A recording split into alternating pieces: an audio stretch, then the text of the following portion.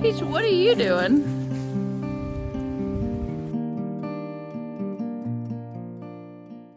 Hello everyone.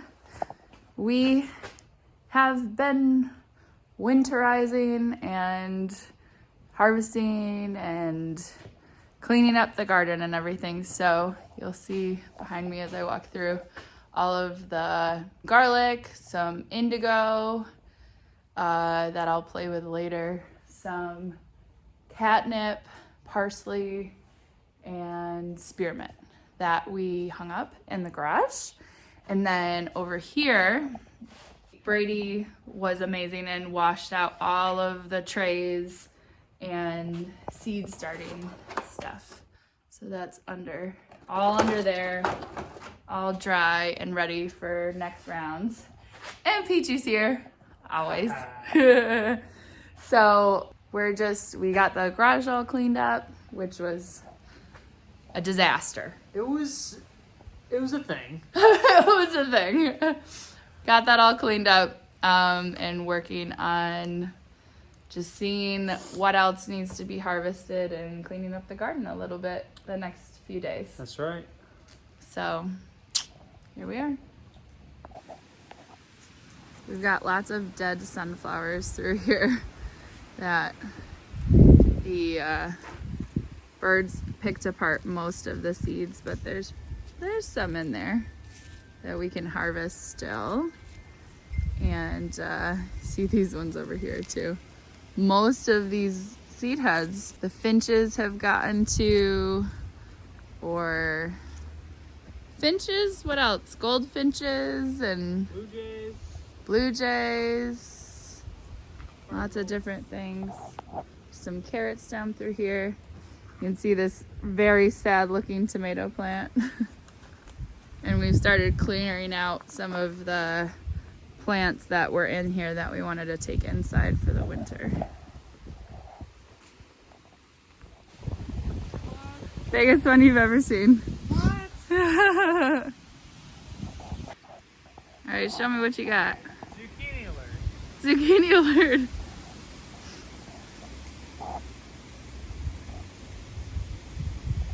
Pretty big. Oh my God. It's not even that bad. This one's a problem.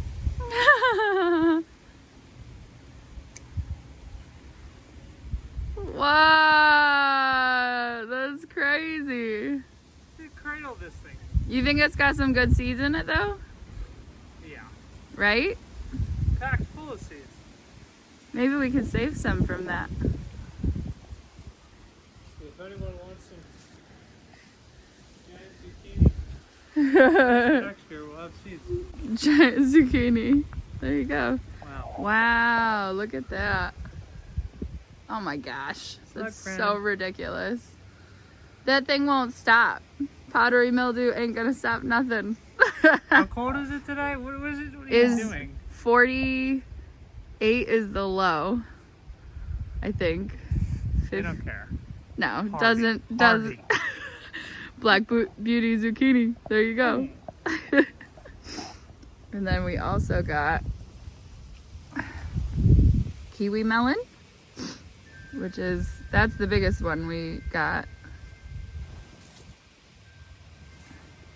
Another little kiwi melon. So we'll cut those open. And somehow tomatoes. 2 tomatoes made it without even cracking through all the rain we just had this weekend. Oh, look at those guys.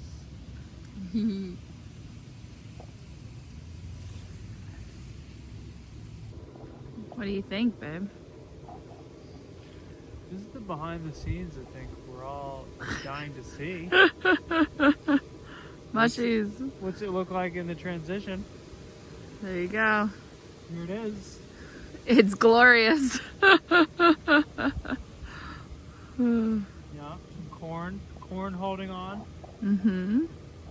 When do we harvest the squash?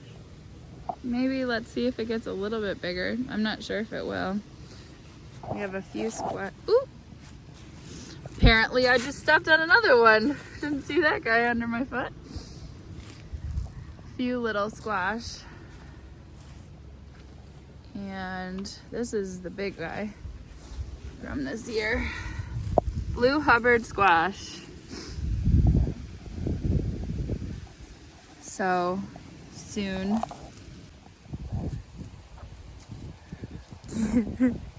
What are you doing? You waiting for us? What are you doing? Is your face green? Is your face green because you were in the tomatoes the other day? Yeah. Just love it. Compared to the rest of my body, it is. This is a good shot. You can see all around her nose. All green. Choose garden. You ready?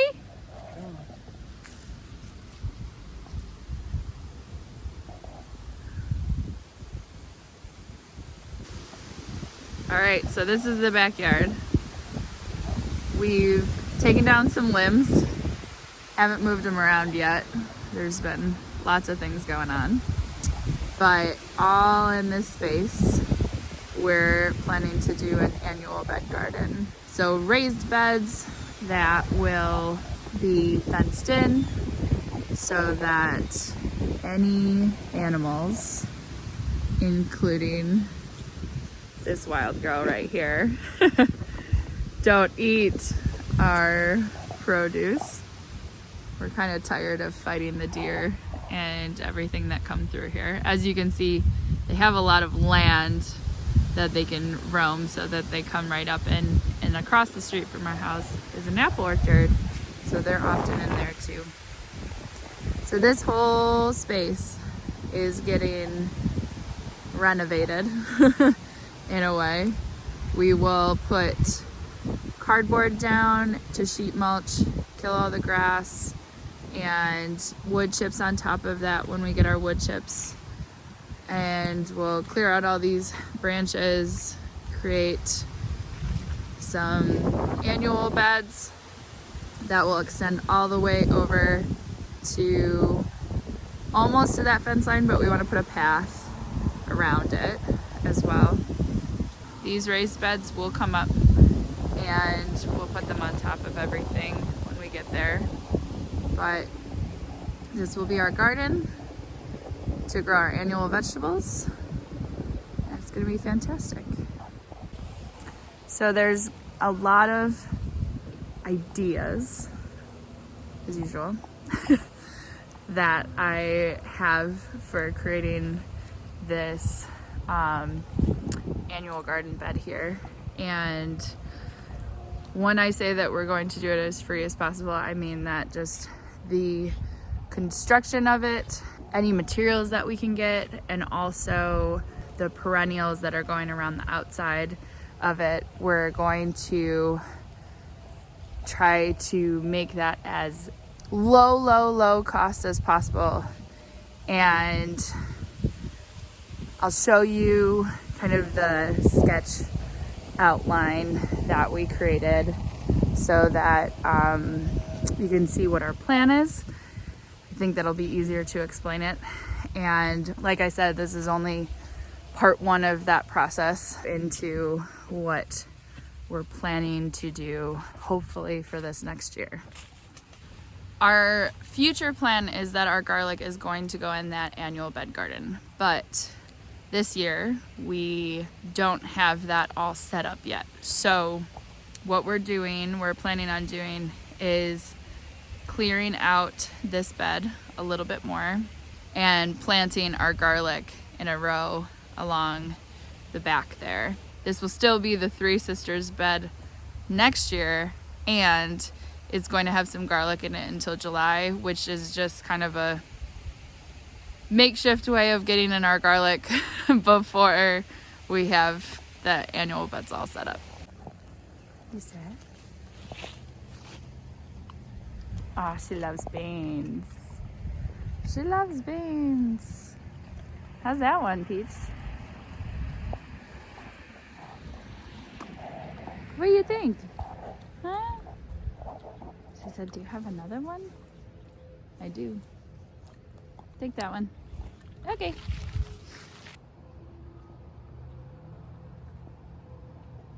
looking pretty wild. Look what I found. These are milkweed seed pods. They busted open. Milkweed's really good to plant in the fall. So Peaches is finding a place to plant right now, apparently. Peaches?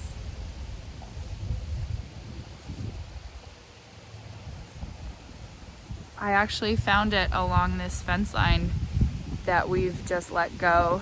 You can see this.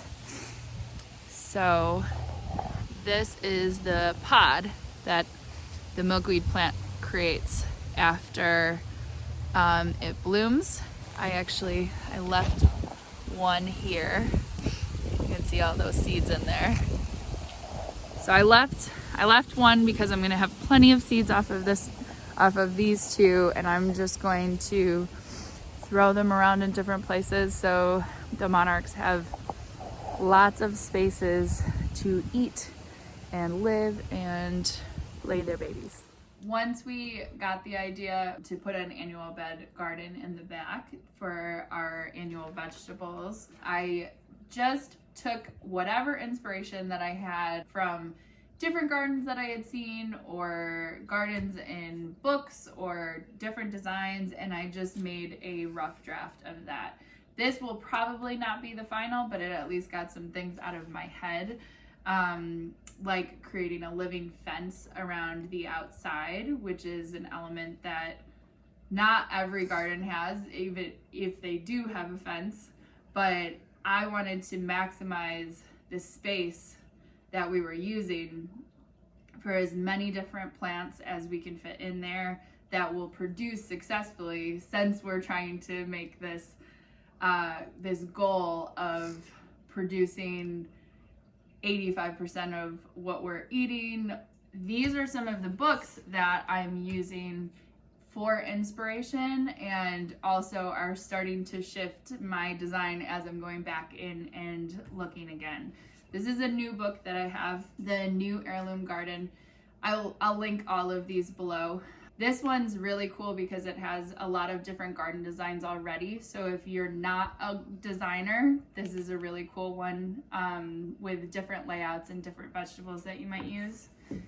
Gaia's Garden, I'm using, it's a home scale size permaculture guide. So I'm using it for the food forest and that will be in the front yard, and then also for the annual beds that will be in the backyard. This book has been amazing in just helping figure out how many vegetables I can successfully fit in one space, how to maximize the raised beds that we have to make sure that I'm interplanting as much as I can together. So I always go back to this one when I'm planting like just seeds into soil and figuring out the spacing. And this guy, as you can tell by just the binding and how much I've read it and use it, this is Retro Suburbia, is all about retrofitting existing suburban homes to get the most benefit in a permaculture sense out of your property. Anywhere from like 0.1 acres to 2 acres ish, and how you can work within your community to build a resilient community also. But I use this for so many ideas that also transfer over to other things. So highly recommend this book. It's really interesting. These will all be linked below in the description, but I wanted to give you a little behind the scenes and how we're thinking about it and putting together this annual bed garden. There will be many more updates to come as we continue building, both showing the work that it's taking, but also breaking down costs. We're going to try to do this as low cost as possible, including the fencing, including the living fence, and we'll explain that all in future videos. So thank you so much for watching today, and we hope you got a little inspiration to start your own garden or start your project that you've been thinking about, but putting some pen to paper always helps.